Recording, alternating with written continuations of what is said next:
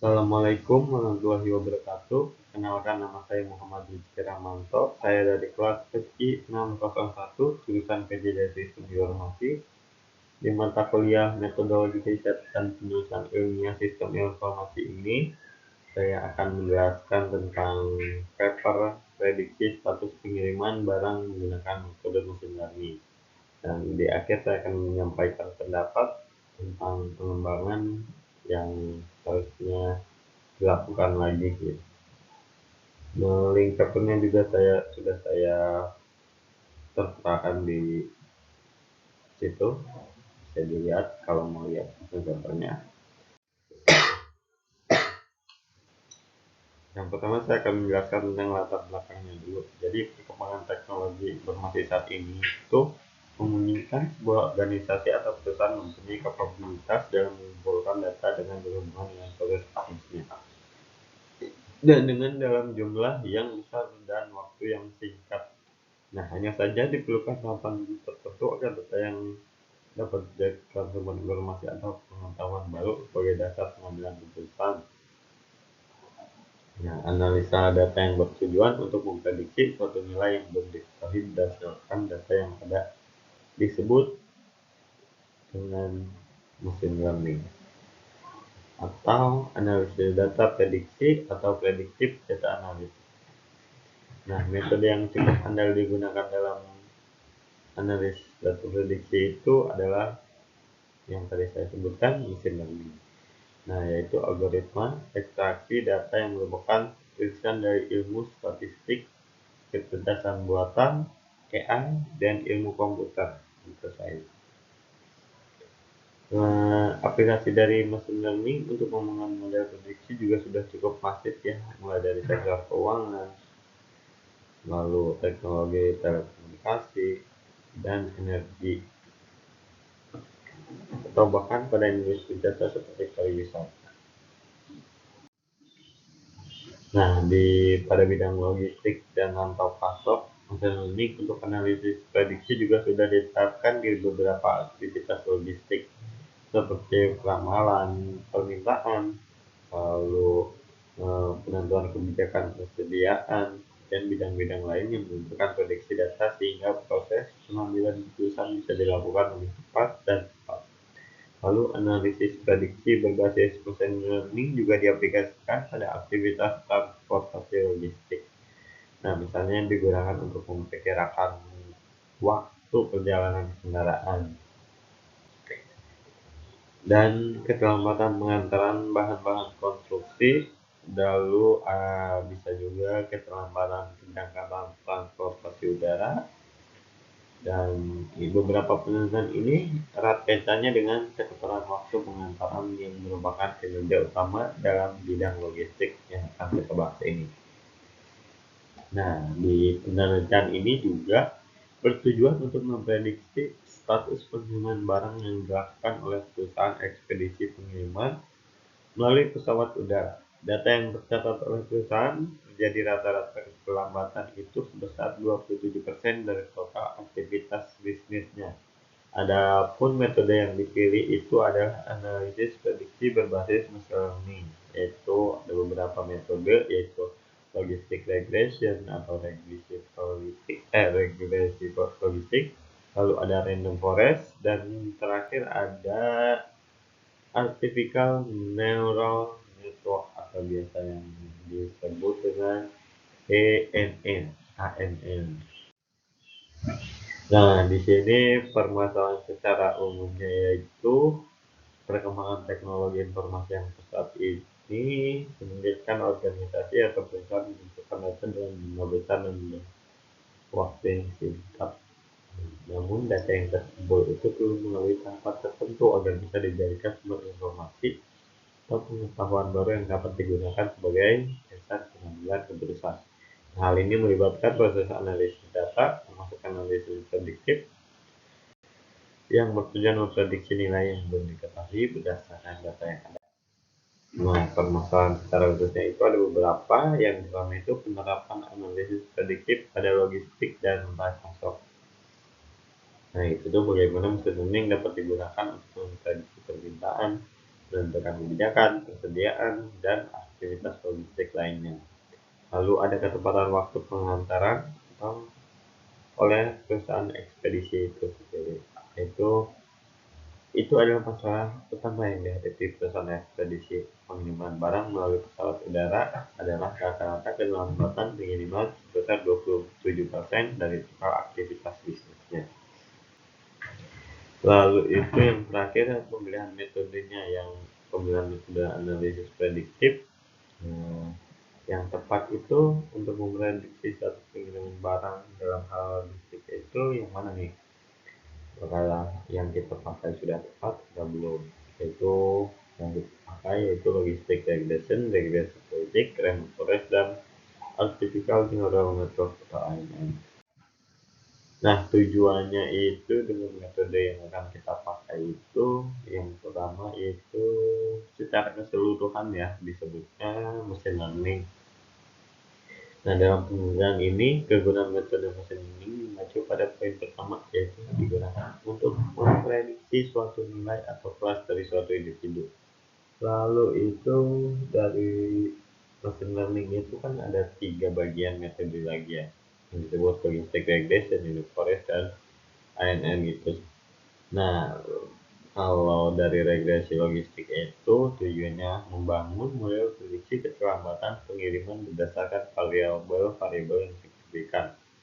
Nah, lalu kalau dari tandem forest itu membuat model prediksi dengan tingkat akurasi yang tinggi melalui kombinasi banyak mohon keputusan atau decision tree. Lalu dari kalau artificial neural network itu bertujuan mengembangkan model prediksi yang mampu menangkap hubungan non-linear dan kompleks antar variabel.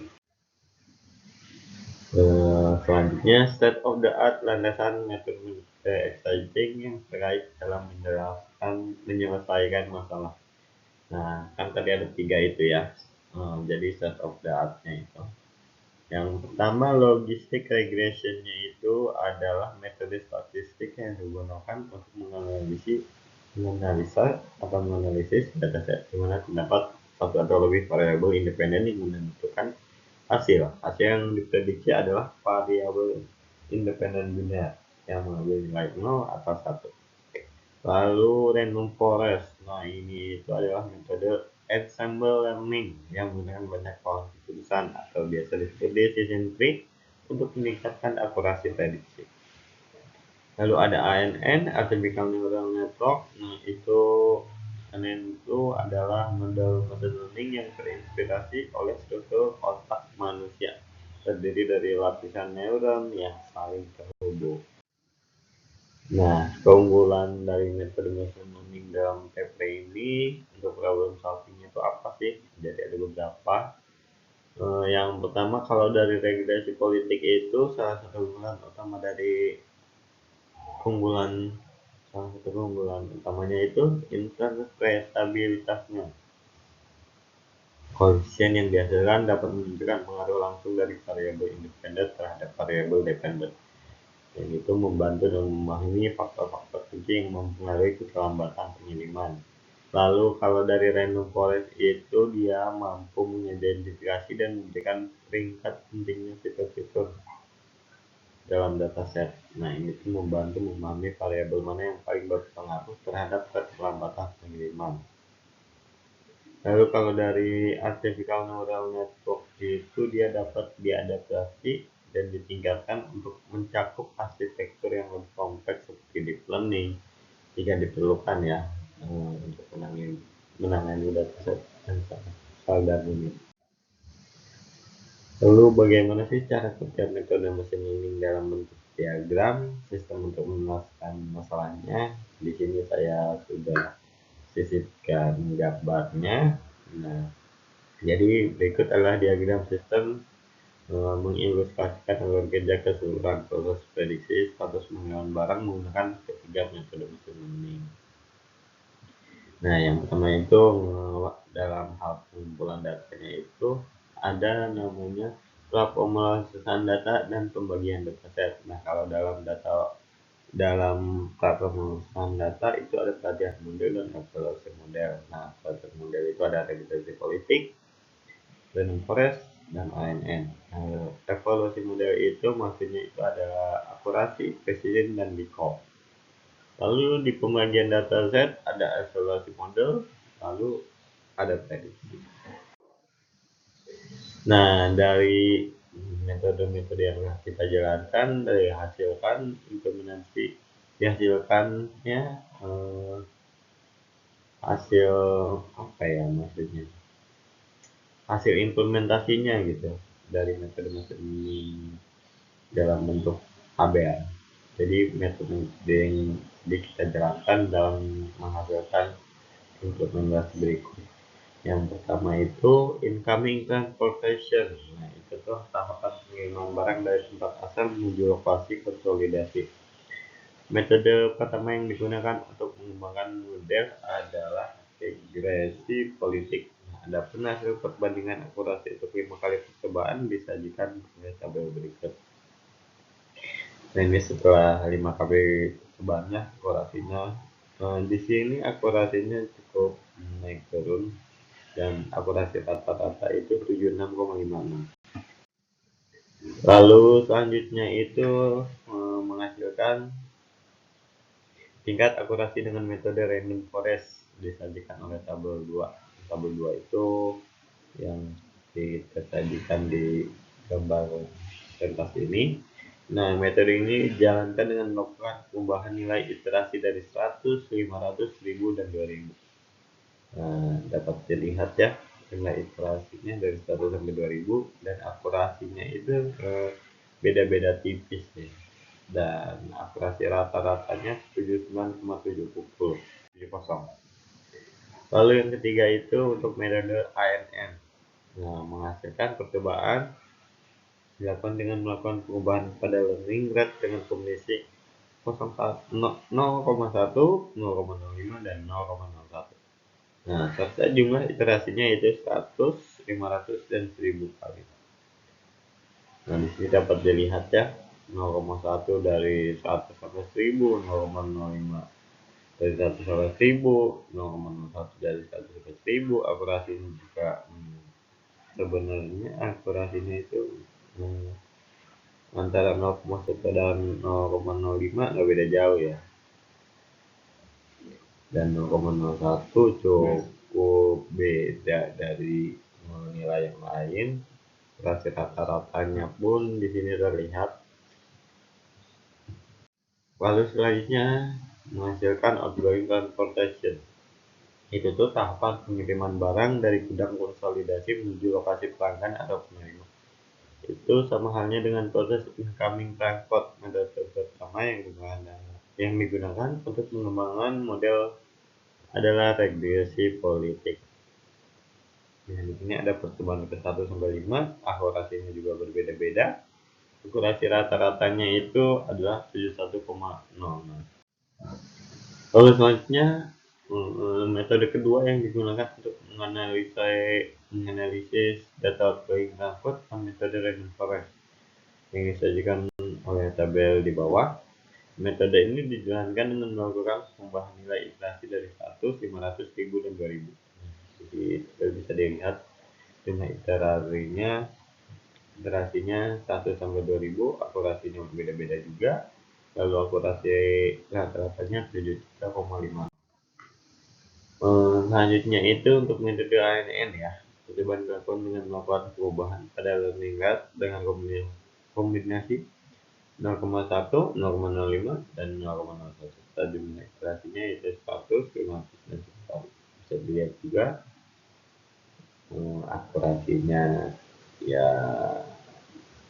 berbeda-beda, beda tipis lah ya, 100 sama 500. Dari 0,1 berbeda tipis, macam-macam akurasi, akurasi rata-ratanya dapat diperoleh juga. Lalu yang ketujuh, kita jika dibandingkan hasil tingkat akurasi antara incoming transport dan outgoing transport untuk metode yang kedua, bahwa nilai akurasi untuk proses incoming transport lebih tinggi dibandingkan nilai akurasi pada outgoing transport. Nah, di gambar ini atau itu di nomor 7 ini menunjukkan data perbandingan tingkat akurasi dari ketiga metode ukuran proses pengiriman barang. Dan dapat disimpulkan nilai akurasi yang ditampilkan bukan rata-rata dari nilai akurasi pada proses pengambilan code, gain code untuk masing-masing metode. Nah, di sini dapat dilihat ya perbandingan tingkat akurasi metode originnya. Yang tertinggi itu random forest di 76,6, yang tinggi kedua KNN 73,81, dan tertinggi 3 atau terakhir paling rendah itu regresi logistik.